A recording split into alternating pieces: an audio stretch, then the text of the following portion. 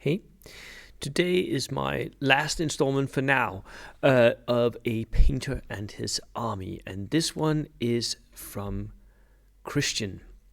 Kristian Lynge is a good friend, and he's been on the Danish national team, and he's an absolutely brilliant painter and player. Here, he and I is at the recent Danish Nationals last weekend in our national team jerseys. And this is a picture of our first game where he almost beat me. It was one kill dice away. He wrecked a lot of my army very quickly. So,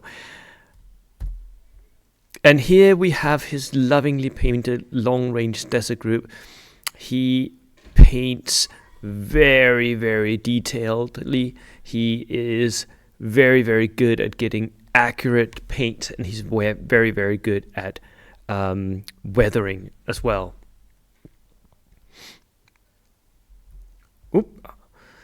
Here we have his airplane. Look at the explosions that he's like done a whole diorama base of the airplane actually dropping a bomb, so that when he brings on his air observer, it actually drops a bomb, right? And here is his Churchill Avra with the funnies. It's got the Brits laying equipment. Look at that. He's even got the strings, right? It's really it's an unwieldy model, but damn, is it beautiful. Here we have his Stuart, not the darker version. You'll notice the Sponson LMGs are blocked. But look at the smooth transitions here, the scratchings, the paint. Look at this, the chippings right here. And the colors are just so bright, and they pop, like the blues and yellows really pop, because he's very, very good at transitions. And here we have some of his infantrymen. We have his Crusader AA in the background.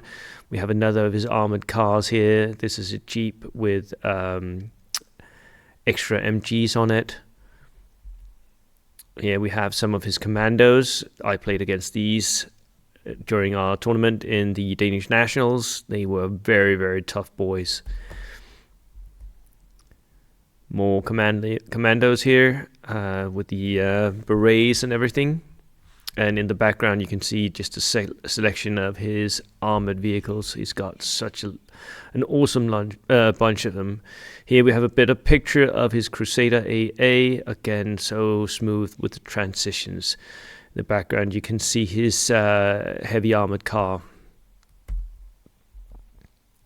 Here we have another picture of his airplane. Right.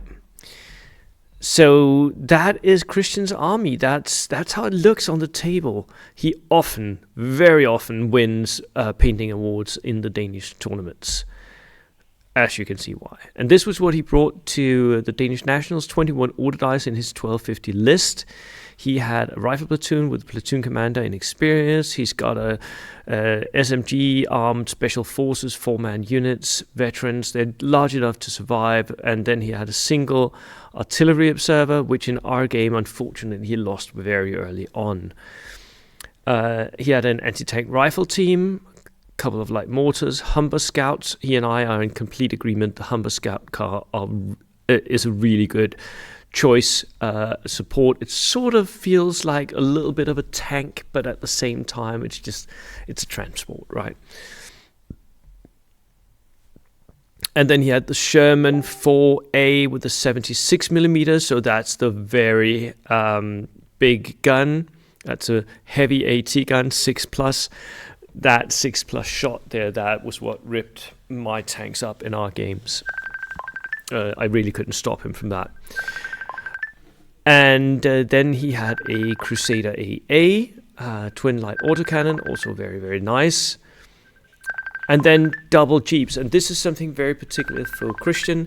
I wouldn't recommend this for anyone else. He had these SAS Jeeps with both the rear-facing guns, the forward-facing guns. In none of our games did he use the rear-facing guns, except when he was driving backwards. but he really likes these kinds of pieces where they've got the recce, they've got the long range, and he's very, very good at using them. He's been using them all the way, like the last 5 years more, and he's really good at using them. It fits his playstyle. I wouldn't recommend these to anyone else, but for him, they work. And yeah, he lost them a couple of times. I mean, but that's what happens with soft skins, isn't it? And that finishes out the armored platoon. Then he takes another rifle platoon, officer, 3-man team, SMGs. Again, he boosts them up so that they can actually do stuff. In our game, they didn't do much, especially in the last one. And then he's got a couple of inexperienced sections here, backline holders with LMGs. Very cheap for the points, 50 points for an LMG and an infantry section. Yeah. 2 more light mortars, a heavy weapons platoon, inexperienced commander, and double medium mortar with spotters. So that is 6 indirect pieces, right? That is UFO territory, right? He builds a UFO list, adds in a lot of long-range pieces and some very close and personal veterans that he can push up in the armored transport along with the Death Star. That's his list. And that took him to 4th place in the Danish Nationals this year. And he has been, by the way, in the top 5 placement for like last, 6 or 7 tournaments here in Denmark. So he's doing well. That was it from me today. I will see you next time. Cheers.